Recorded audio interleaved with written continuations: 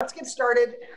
We'll just continue letting the people in as they come. So we have, again, thank you guys for signing up to be greeters at this year's in-person services. We greatly appreciate it and know that we could not do this without you. So thank you. We've asked Mike Philbeck to come join us today to talk about security and just some things to be aware of. I will then discuss logistics, answer any questions that you might have about what's happening today. And bless you. Kent is here, bless you. Kent is here to add his wisdom. So we will turn it over to Mr. Mike Philbeck. He was here. He is. Oh, there he is. There it is. Yeah, I lost him. So, hello everyone. My name is Michael Philbeck. I'm the Director of Safety and Security for Shalom Park. And like Natalie said, we want to talk to you about security and the high holy days and some of the responsibilities and tasks that we're asking you to do. So just to kind of start off with, normally in the past, if you've ever been a part of the high holy days, at least for the last couple of years, security has been responsible for, or at least the security department has been responsible for doing bag checks and, posting officers there at the front entrance and things like that. And so we're going to do things slightly different this year. We're still going to have law enforcement. We're still going to have security and everything else. But in order to, minimize costs and, reduce the issues that we have with personnel and things like that, one of the responsibilities that we're asking for greeters and ushers to do is conduct the bag checks and the searches, so to speak, of those entering the facility. So just want to go through just a couple quick things, and then Natalie can kind of piggyback on anything that I may have missed and elaborate a little bit further on what we're asking of you. So like I said, in the past, security has been responsible for this, but it's really simple to explain, and hopefully this won't take very long. But we're asking that the ushers and greeters, conduct those bag checks. So a couple years ago, we implemented a policy for the high holy day events. Anyone coming in is going to be not necessarily searched, but bags are going to be searched, and specifically looking for dangerous weapons. So last year, Shalom Park, along with both temples, implemented a policy for no weapons, and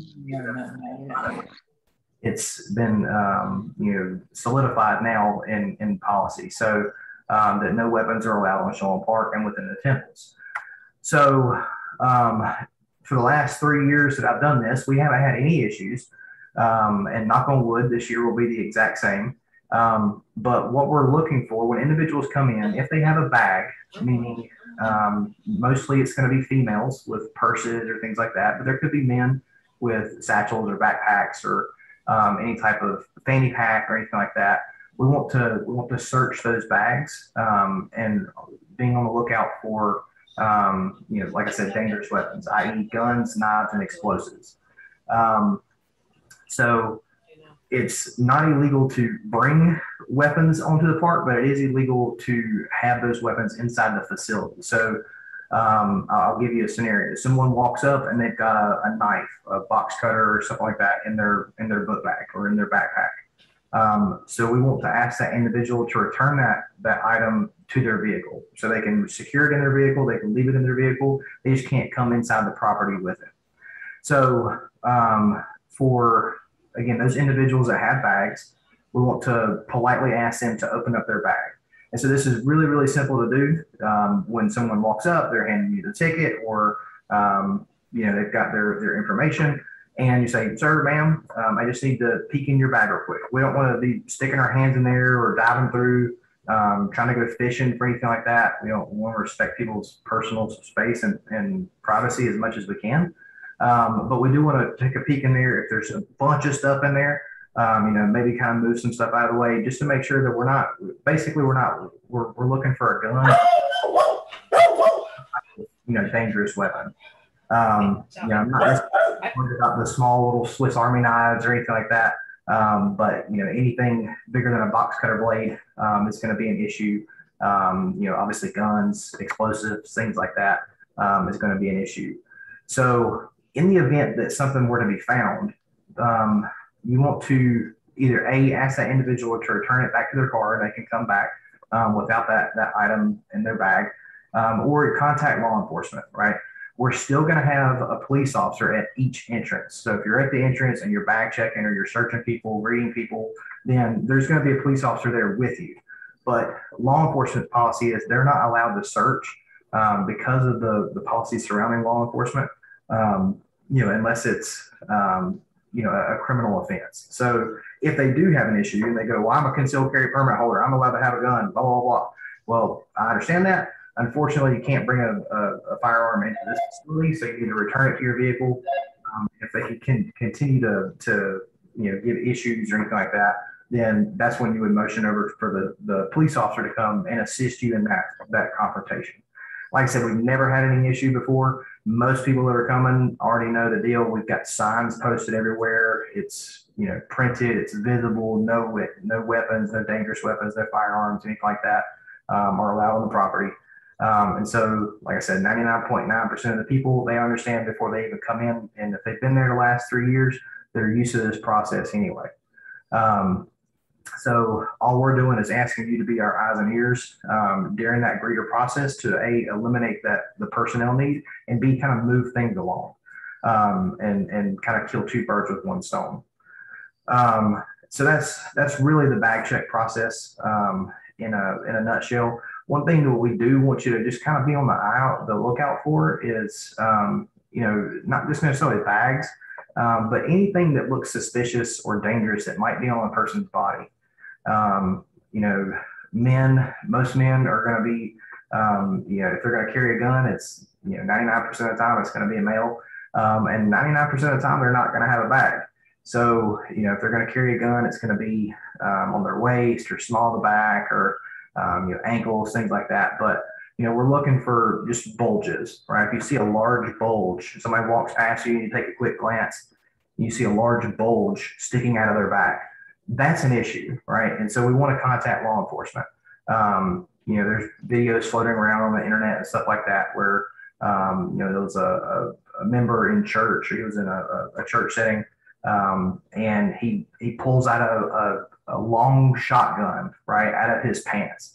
And he had a big jacket on. So, it was wintertime when the video was, taken. And so it was kind of normal for that individual to be wearing a jacket, but they probably should have noticed the giant bulge that would have been in his back, right? And so with it being 95 degrees outside, and it's probably not going to cool down tremendously enough, within the next couple of weeks to get extremely cold like that, for the high holy days here at Shalom Park, it's going to be really easy to spot those things. So if you see someone walking in and they're wearing, a massive hoodie, large, heavy jacket, and they just look out of place, we just want you to contact law enforcement, right? There'll be a police officer standing there, kind of motion over, to the side, tell him what's going on. You don't necessarily have to do it right there in front of the individual. That way they can hear it. That way, in case they are, a bad guy or something like that, it doesn't spark their attention. But you let law enforcement know, hey, something's not right with this person. When I go through security training with our staff, we talk about suspicious people and suspicious incidents and things like that. And a lot of people kind of, are hesitant about that. But it's suspicious individuals and suspicious events or anything that really sparks our attention. We're biologically trained to, be on the lookout for things like this. And so it's just a matter of, attuning our attention to that particular subject. So, when it's 95 degrees outside and you see somebody walking with a big heavy coat on, that's kind of suspicious, right? It's not criminal, right? You can wear a big jacket. But, it is a little suspicious, right? So, say, hey, Mr. Officer, this is kind of weird, right? Kind of keep an eye out for him. And so that's when we'll take over that situation. So, so just looking out for things out of the ordinary. You see wires protruding out of a bag or anything like that, or big bulges in someone's waistband or smaller back, something like that. Hearing ticking sounds, in a purse. Those are going to be issues. And so you want to contact law enforcement. And, again, we'll take over from there. So all we're asking you to do is to be that initial eyes and ears for us. And you can do it in a friendly and customer service and inviting manner.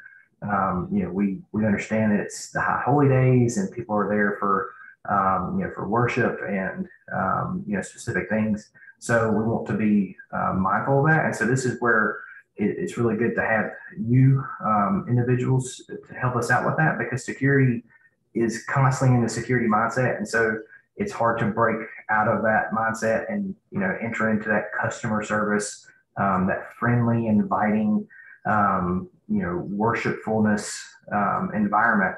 And so, you can do that because you're there and you're part of the event and experiencing the event.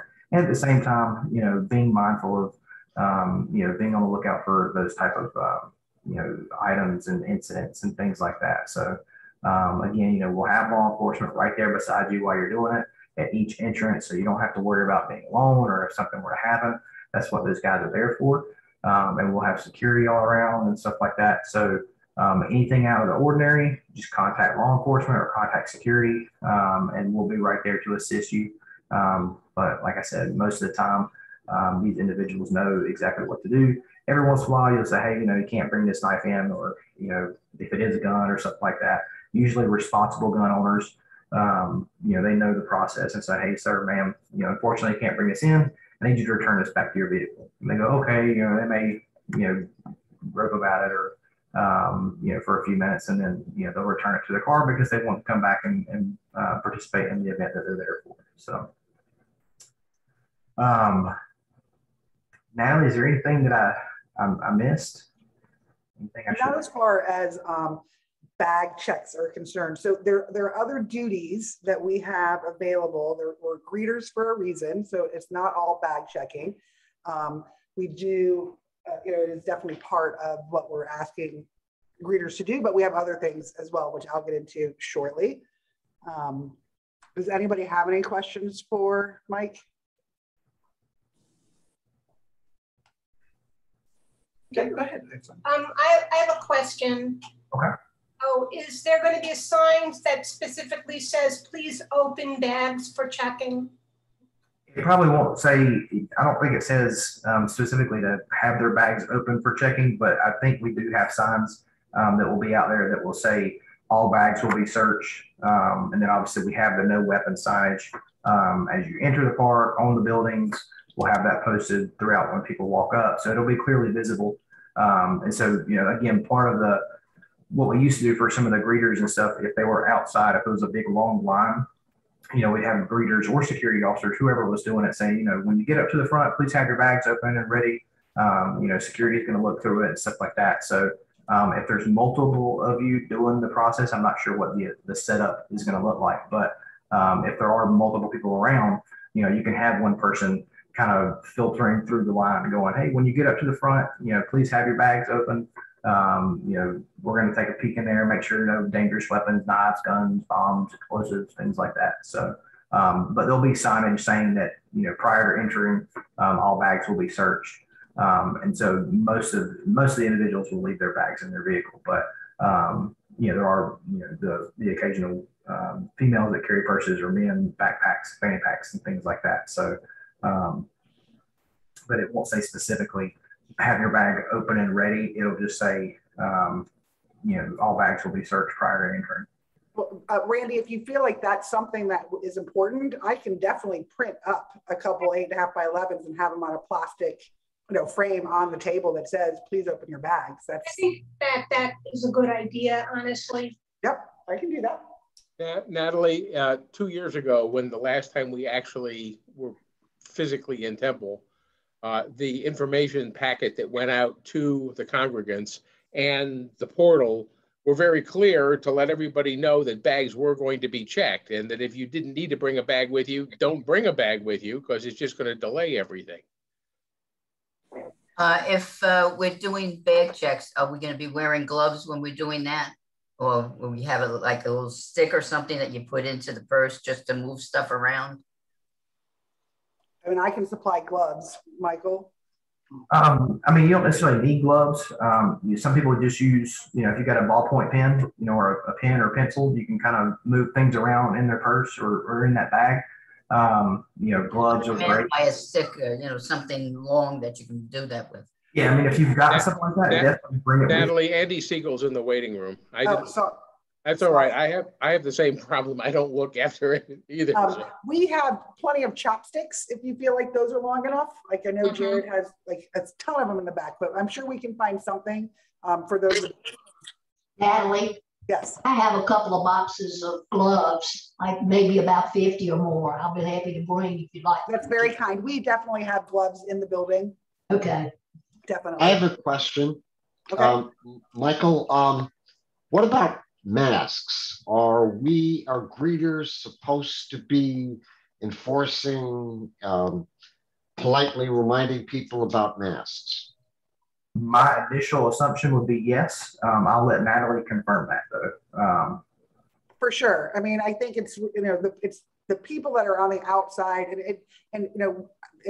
I find that that's my job here at Temple Bethel is every time somebody steps in, I have to remind them to put a mask on. For the most part, people are very agreeable, and we have boxes of masks that we will have at both entrances.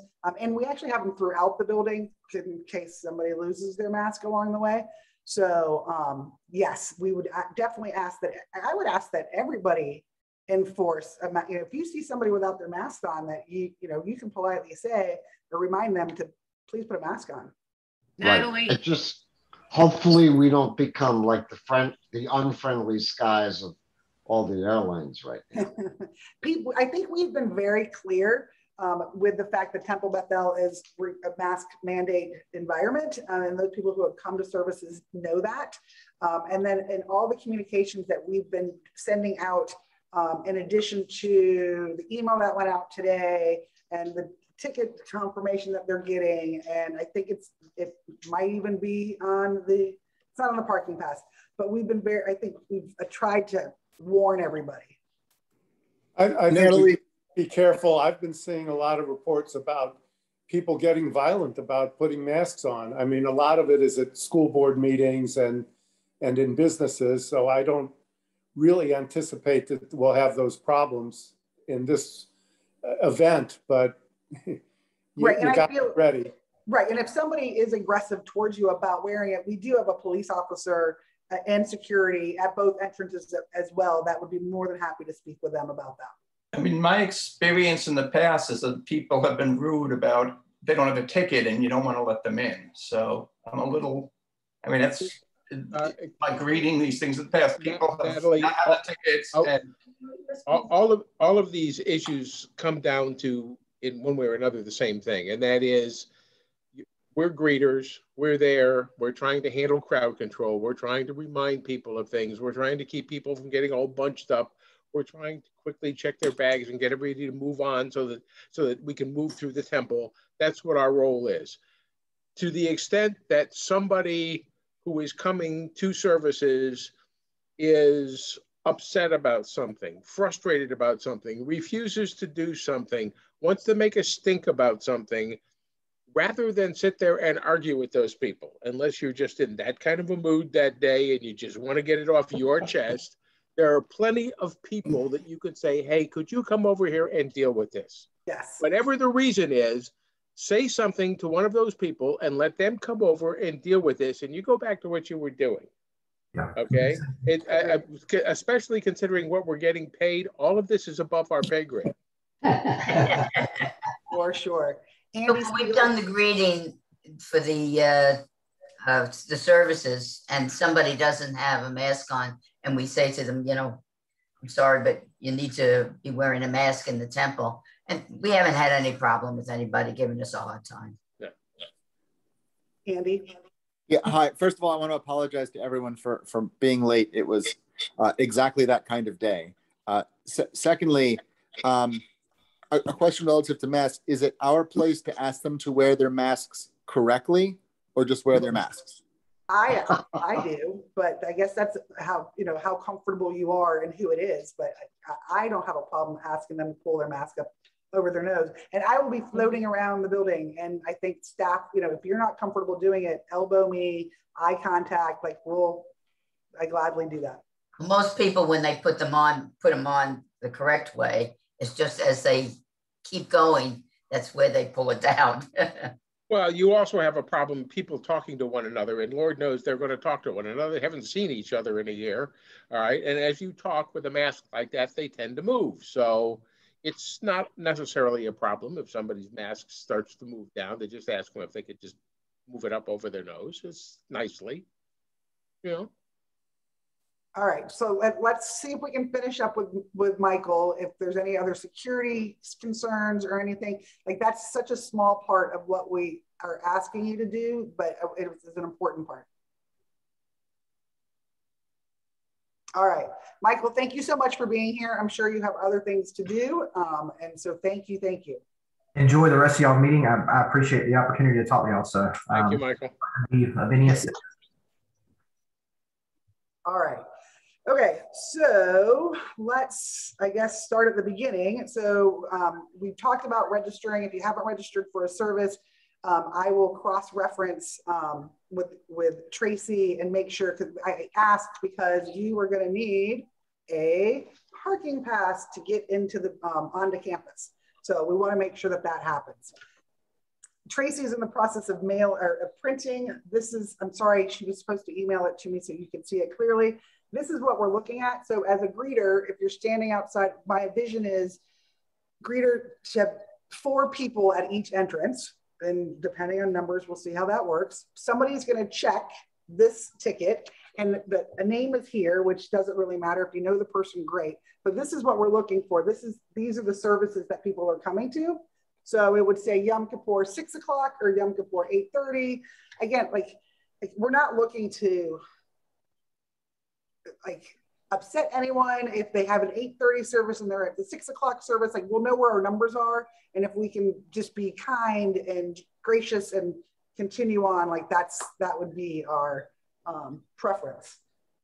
In addition to having this that you're looking at, we're asking everyone to now sign a waiver, which I have. Many of you may have already signed the waiver, but we're asking you to do it one more time. It's going to get mailed with your tickets, or you can print it and sign it. You'll bring it in, and the greeter, there's a spot on the ticket that says waiver. I have Apple hole punchers. You're going to punch that ticket, and now we know that this person has turned in a waiver, and they can come to the rest of the services and not have to bring one in. Then as they step further in, that's where we'll have a bag check. We'll have a table. I have no problem printing signs that say, you know, please open your bag. We can have gloves available. We can have sticks available. Security is going to be there as well. They pass the bag check. They're going to enter into the building. Similar to how we've done it in the past, we'll have tables stationed with white yarmulkes, talit. And this year we are handing out, we're not handing anything out, but people can pick up a guide, something that is being printed. I haven't seen it yet, so I don't exactly know what it is, but that will be available at all the doors. Bishop, you have a question? Yeah, I'm sorry, you broke up when you were just going over the punch. So yes. On the ticket, we're going to see that they have signed the waiver, check. They're going to hand you the waiver. They're going to hand us the waiver, and you're going to punch their tickets. Okay, and if they don't hand us the waiver, right? So then they need to come see somebody at the front desk. So anybody that's giving you a hard time, anybody that I take that back.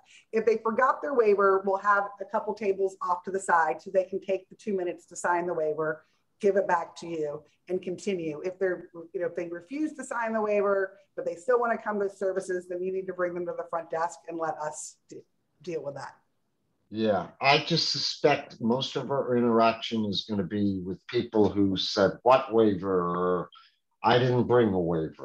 Oh, Bishop, I hear you. And like, we are all scrambling and we're pivoting and we are, trying to accommodate where we can in order to have in-person services. And the board has decided that in order for us to have anybody in the building for high holy days, this is something that has to be done.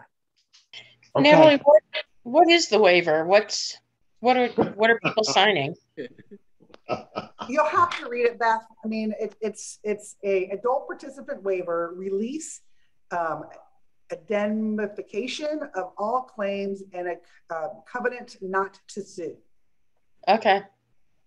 In other words, Gotcha. if you get sick, you're not holding the temple responsible. Right. Right.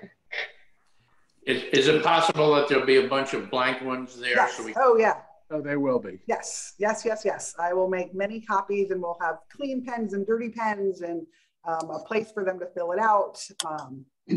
So, yes. Natalie, the waiver was on the information was sent out from the temple this afternoon, in case anybody hasn't had a chance to look at that yet.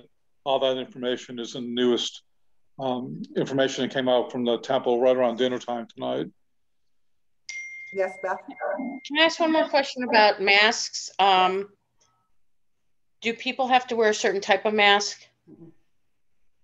No, we haven't gotten that nitpicky. I mean, most people, like, you know, like we see them wearing the cloth masks, and then we have boxes and boxes of these, you know, paper disposable ones. So, Halloween masks don't count. No, Halloween masks don't. I did see a woman at the grocery store with a Halloween mask on. Did you say something to her, Francis? No, I just kind of chuckled to the side. That's funny. We wear the mask with the smile on it. If you have one, you can. I don't have enough for everybody to have one, but if you, you know, yeah, we at one point we were giving out yellow masks with a black smiley face on it, and I do have a few, but not enough for everybody. Okay, so once the people are in the building and they've grabbed their guide and their yarmulke and they're going to enter into the sanctuary is going to be set up with social distance. They're groups of 4 chairs, and they are separated 6 feet from the right. One more question I'm sorry, I didn't mean to interrupt you. There'll be a requirement of proof of vaccination.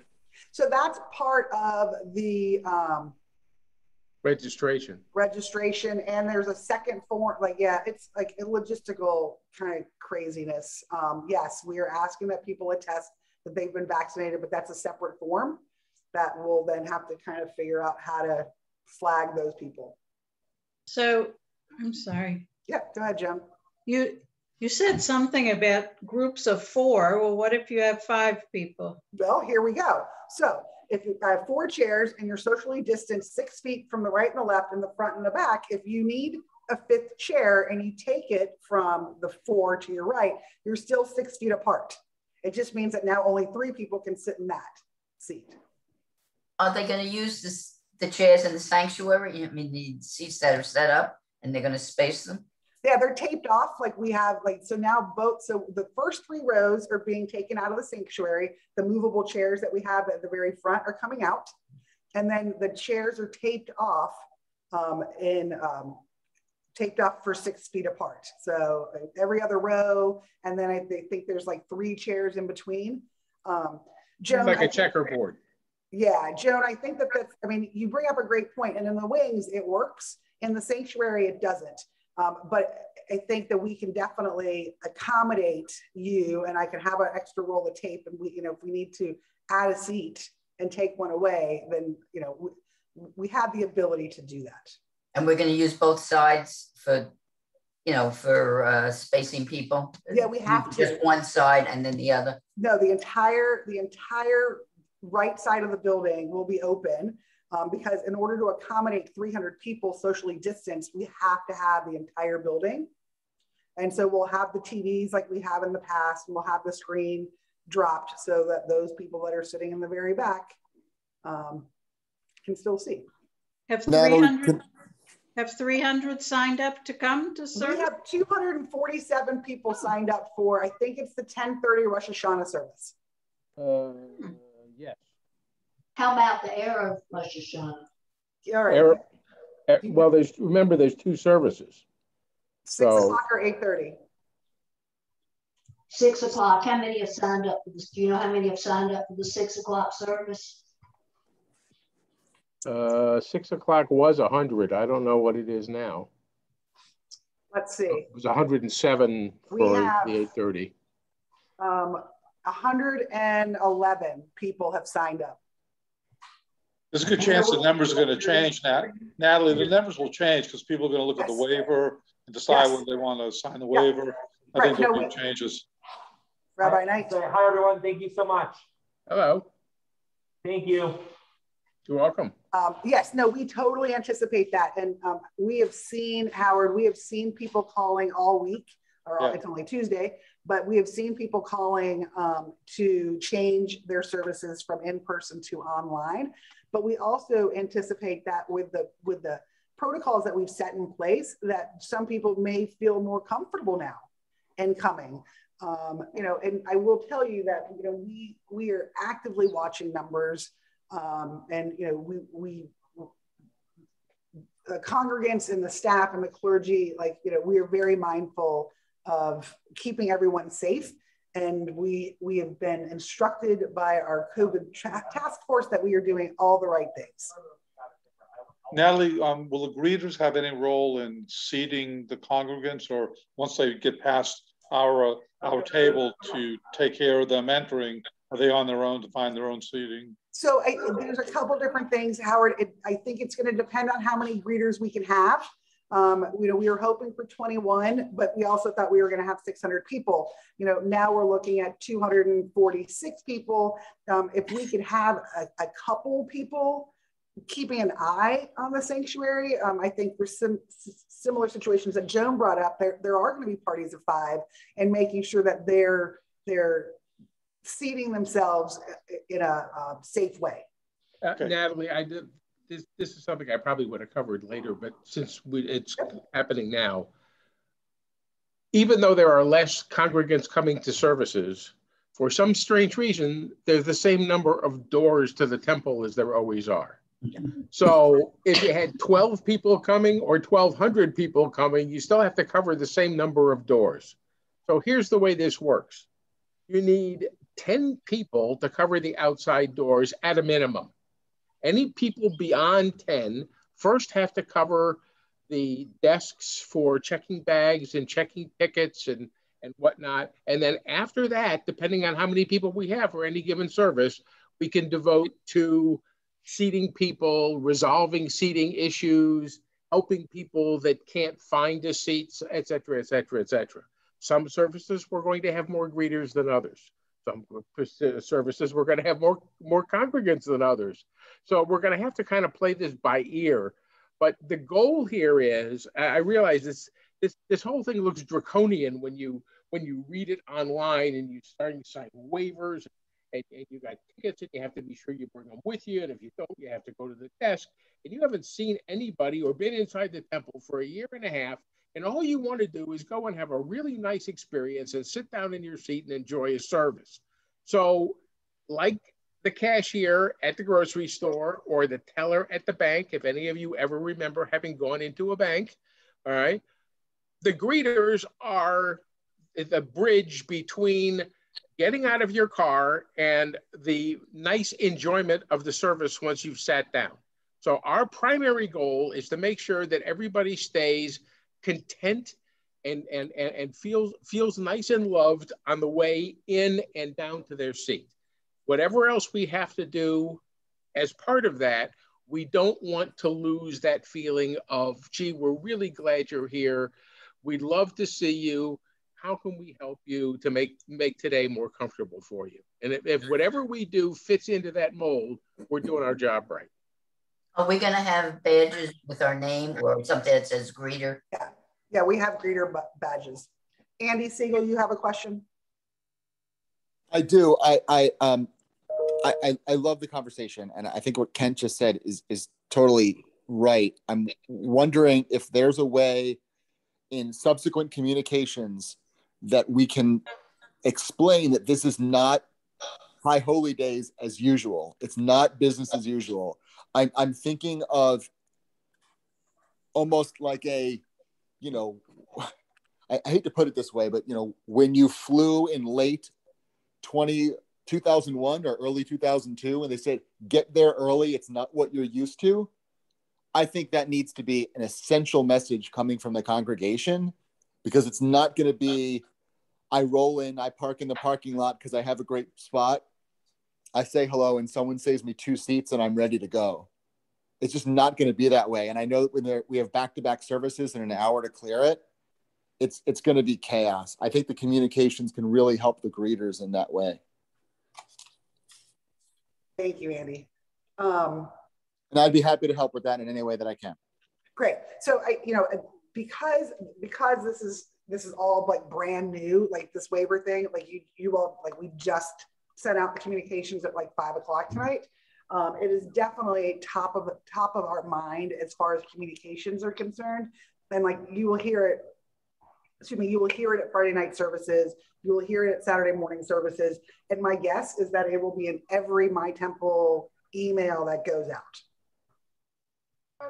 I just want to say, I read the email that came out today, and I think you're doing a fine job in telling people, please, we're trying to keep you safe and not being intimidating.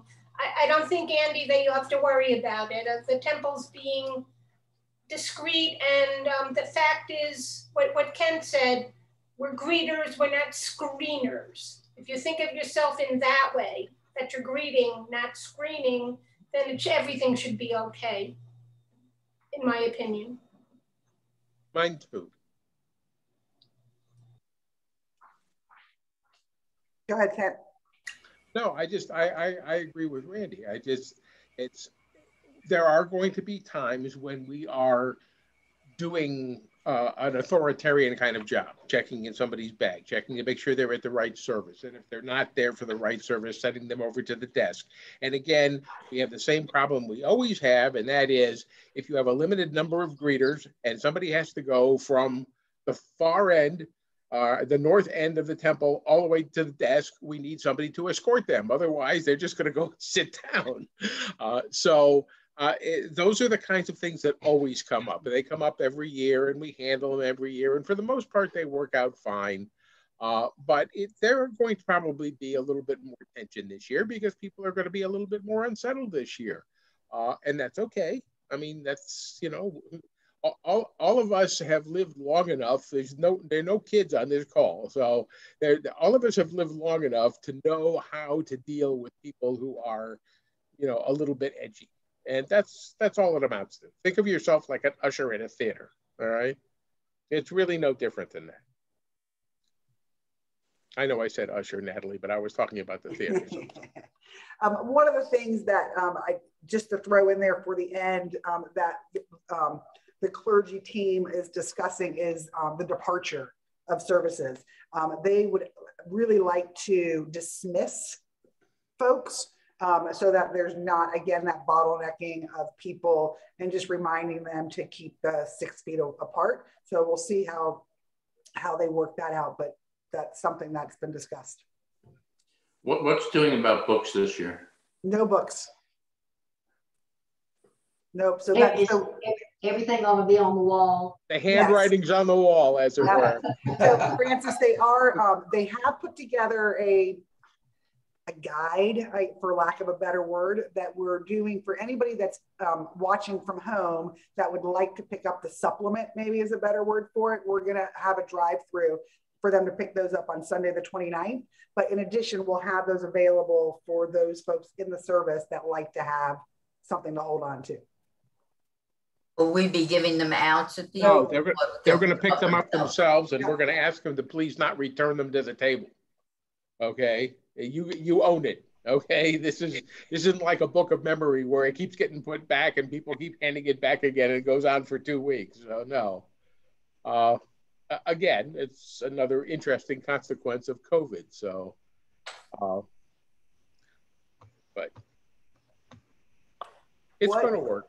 It's going to be a little different, but it's going to work.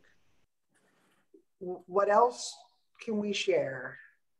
Natalie, are we supposed to sign up for services for the one that we're greeting? So that's I was kind of processing that as we were talking. If you're planning on staying, yes, you definitely need. I would highly encourage, if you are ushering or greeting, at a service and you are planning on attending, yes, you definitely need to make reservations. On the other hand, the flip side of that is, and the reason that I didn't do what Natalie says she's going to do, and that's to make sure to sign everybody up so they make sure they get a parking pass. All right, because there are limited seating for every service. All right, we don't want to add 20 ghost names to every service for people who signed up to usher. So if you're not going to be sitting in the service, all right, but you are going to be a greeter, don't sign up for that service. If you are going to be in the next service, for example, you're coming for the 8:30 service as a greeter, but you're going to stay on for the next service as a congregant, sign up for the next service. So then we know that seat's going to be occupied for the next service. It's not, it's not as complicated as it sounds, but don't sign up for a service you're not going to physically attend is all I'm saying. When would we attend that service if we're planning to stay for it though? How long do we stay at our post and then go in? 10 minutes tops. There will always be people outside in the atrium during the service.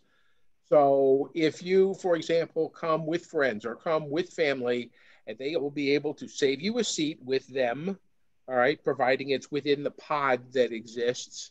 But they'll be able to reserve you a seat there so that you can go in. And as soon as the last stragglers have made it to their seats, then any of the people who are acting as greeters can go and sit down and enjoy the service if that's what they choose to do.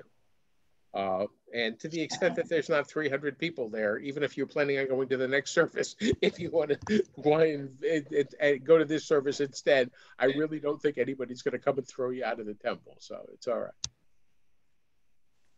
Natalie, are there going to be any seating arrangements, especially for sustainers of the temple? I don't know whether you just letting all the seats be available to everybody. Yeah, we are not saving any seats as far as I know. There's no special treatment for seating inside the sanctuary.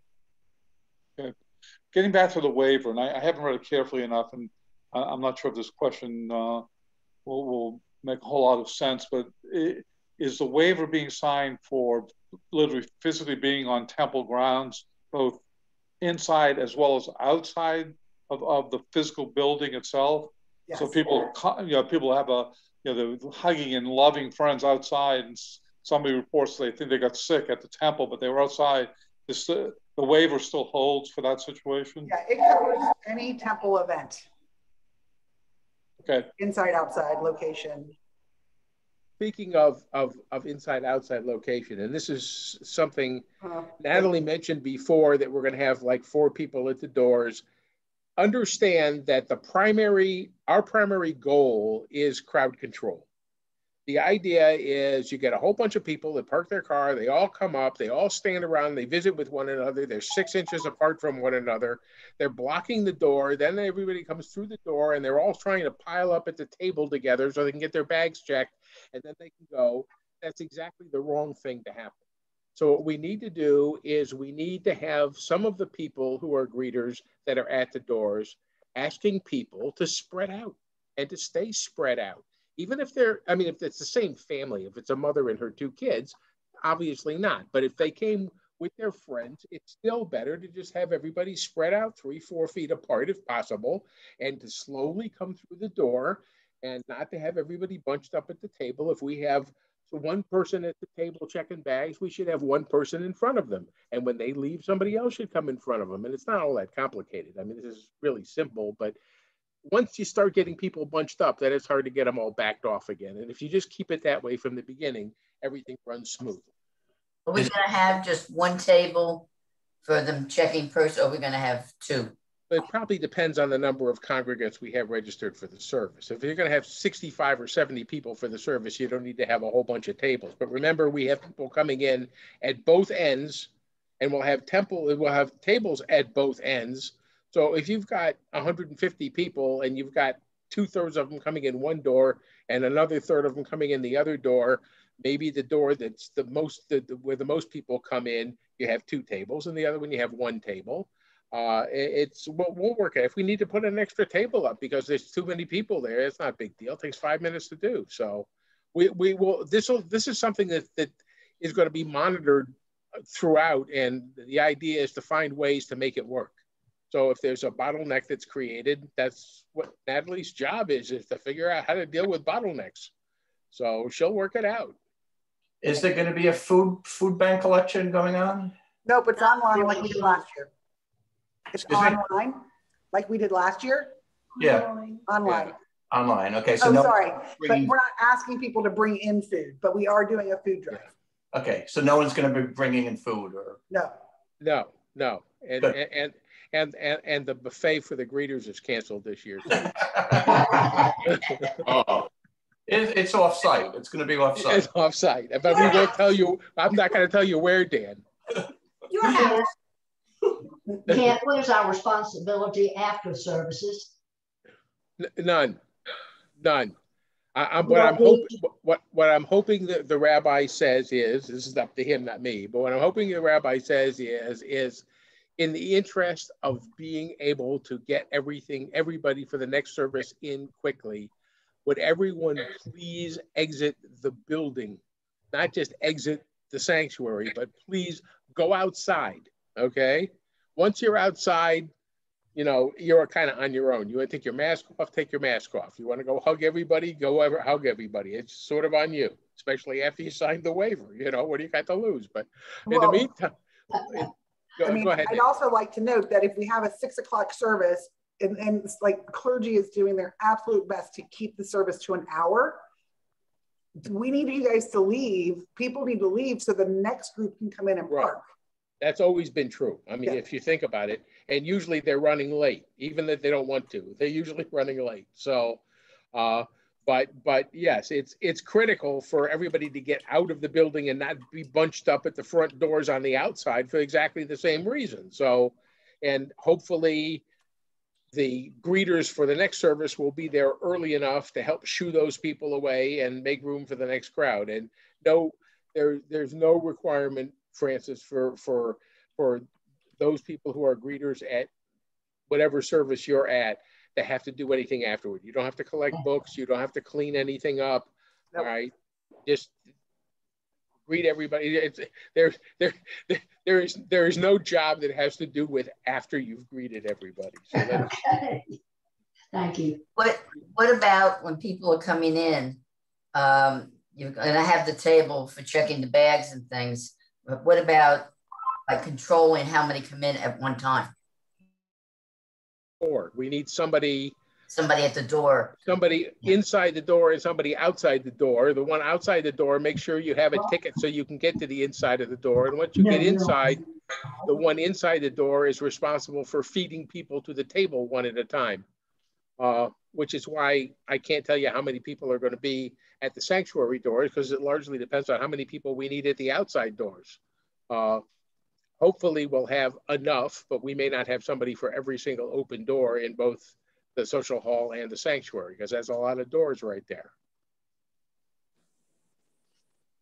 Yes, Bishop.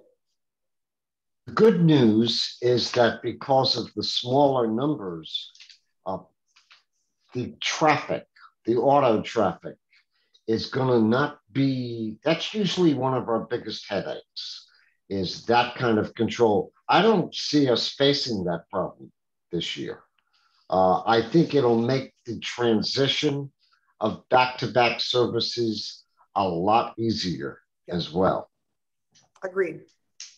Plus, almost everybody, I mean, there should be no reason everybody can't park on the Shalom Park campus, which means you don't have to worry about buses coming in with people and people parking across the street and everything, because there's plenty of parking spaces.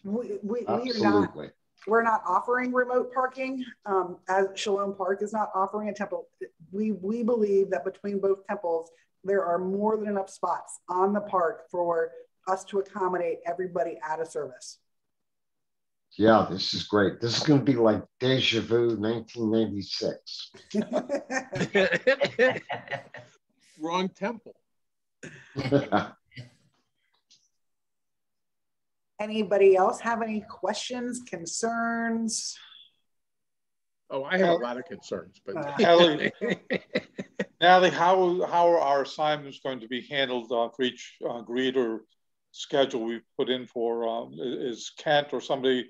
Yeah, Kent will do that, but Kent may do that in a rather informal way, because, and I will tell you why right now, any of you, and I will send out an email to this effect probably tomorrow or the next day, any of you that really uncomfortable about checking bags, uncomfortable to the point where you just don't want to do it, or any of you who don't want to be greeters at the children's family and children's service that's held outside. We didn't discuss that. Remind me, Kent, when you're done. And we'll okay. touch that on.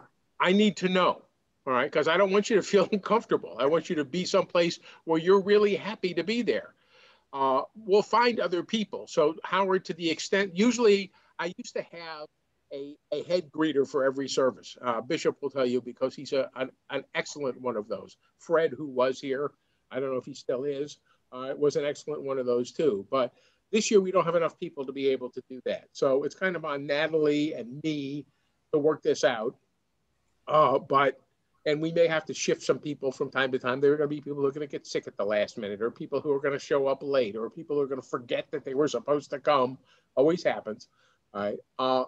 But one way or another, usually what happens is that even temporarily, the first guys that come, first people that come, cover the outside doors. And to the extent that we have them covered, then we start moving in. And if you were somebody who really didn't want to be at an outside door, and you got there first, give me 10, 15 minutes, and then you can move inside when somebody else gets to the outside door. But one way or another, we'll try and make everybody happy, not just the congregants, but the greeters too. One of the things, so we would ask that you arrive at least 45 minutes early before your start time. Kent, you want to just have everybody meet you at the front desk? Yeah, me, or in the event that I'm not there, probably you or whoever you say to be there. But and by the way, arrive, I've said this before, arrive means arrive at the door to the temple, not arrive, I'm going to go find a place to park. Okay, yes. So plan on getting there an hour early, and that way by 45 minutes you're actually in and able to get your assignment and go get ready for the people to come. So one of the things that we did do that we haven't mentioned is that we had an 8:30 family service scheduled for school-age children in the sanctuary, and then we had a school-age service for people with young. It was young kids that were going to be in Learner. So we have combined those services and we have put them in the outside basketball pavilion. Somebody's in the waiting room. So where? Note. In the basketball pavilion out behind in between Camp Mindy and the soccer field. So we've dropped that number to 120, but we will need greeters for that. So those folks that signed up to be greeters for the 8:30 school-age children would more than likely be combined. This is now Kent's territory, so I can let him. Yeah, but I'm just looking to see. I don't see my aim. Oh, there he is. There, Dennis. Dennis, you're here. Okay. Yeah. All right. Dennis, you are officially the only lead greeter of all of those services. Okay. I'm counting on you. We'll come up with some other people, but I'm counting on you to sort of run herd on the 8:30 service in the pavilion, because that's the service that you're really used to. It just happens to be outside instead of inside. And logistically, it's not much different, except for people are still going to have to check tickets and whatnot. We'll have to figure out how that's going to be handled and by whom. I don't know the answer to that, but Michael probably has something to say about that as well, because it's out on the JCC's property. So we'll see. Mr. Townsend, you were about to say something. Oh. Or not. I've been having some computer issues, so I don't know if you can hear me. Yes. Oh, yeah. I'm not on my phone now because I had to shut my computer down. But basically, so it's outdoors instead of, now what happens if there's inclement weather? Natalie? No, I don't know. I don't have a good answer for you. There's no rain date because Right. There's no rain date. And at this point, even the 120 people that we have, I mean, and that like those services are almost to the point of closing. Like I'm pretty sure, all right. So a couple things. This is the first time they've ever put chairs in a basketball court in the outdoor pavilion. So we're pretty confident that 120 chairs will fit, but I think that's like maximum. So, you know, if there's, you know, I would think that if it's raining, like people aren't going to come. And if some do, then, you know, we'll obviously put them closer to the stage. I'll have to get back to you on that. Well, and I'm not sure you're really going to know that unless it happens to rain that morning. You know, Right. There might be an immediate plan B that somebody comes up with. Fast. It sounds like we would like to continue chatting, and I have no problem with that. But for those of you that are attending the greeters training, thank you. Yes. I look forward to working with you guys. If you have any questions or concerns, Kent and I are both available. I sit at the front desk most days. Just call me. If there are hard questions, call Natalie. Thank you, guys. Hello. Thank you. Good night, everybody. Greetings, everyone. Stay well.